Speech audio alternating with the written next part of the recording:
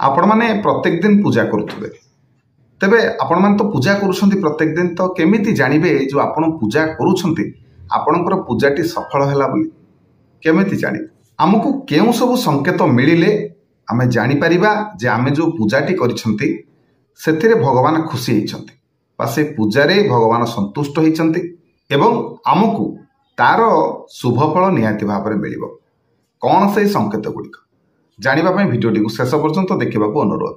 नमस्कार, मु मनोज दास, स्वागत आपण मान आजिकार भिडियो रे।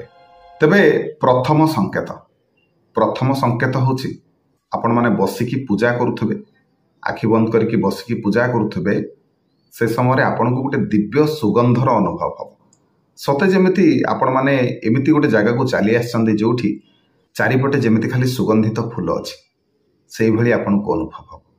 मने रखंतु सुगंधित बासना बा दिव्य अनुभूति जेतबेले हमको हुए कोठना कोठी निहाती भाव रे भगवानंकर सानिध्य हमको एई समय मिली थाए।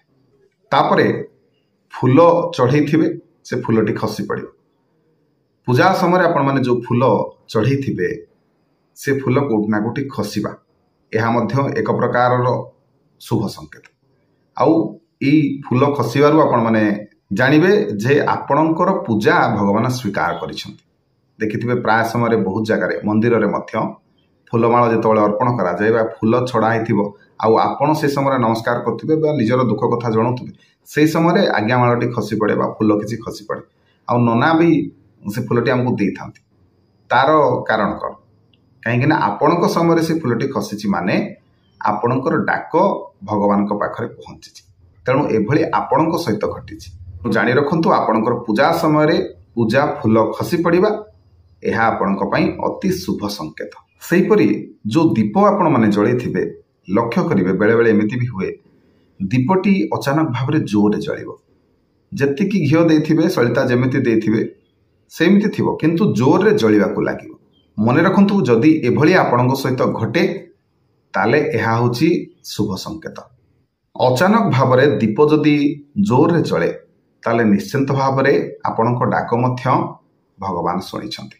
सेहि भली मने रखंतु पूजा समय रे आपणकर दीप लिभिबा जमा भी भल न तेणु जेतबेले दीप जळौछंती पूजा समय रे पूजा करूछंती सेतिकी ध्यान रखंतु जेमिति आपणकर दीप जमा भी न लिभे। पूजा सरिबा परे लिभिले चलिबो किंतु आपण माने जेतबेले पूजा करूछंती से समय जेमिति दीप आपणकर न लिभे सेति प्रति निहाती भाव रे जत्नवान हेबे सेति प्रति निहाती भाव रे ध्यान रखिबे। सेहीपरि पूजा समय रे आपणकर आखिरु लुह बाहरिबो मनरु कोह जात हबो एभली हेले मध्य एहा एक शुभ संकेत।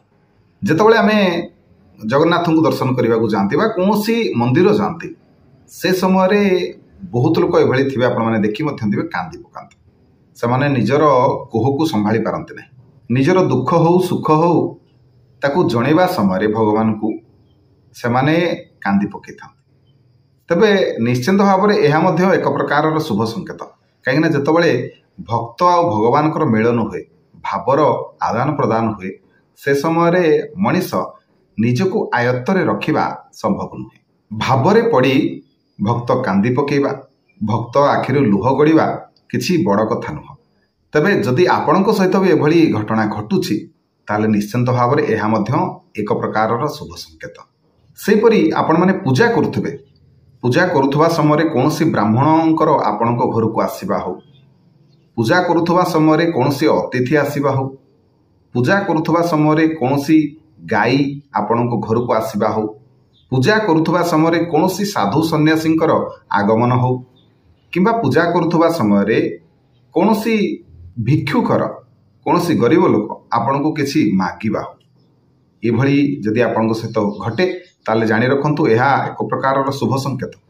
आउ जी भी समय आपणकर घर को धरतु आप किसी दान मागिया आसछंती कि भिक्षुक आसिले किसी मागिया निहाती भाव में जी सक्षम अच्छे आपणकर ताठारु अधिका किछि दियंतु।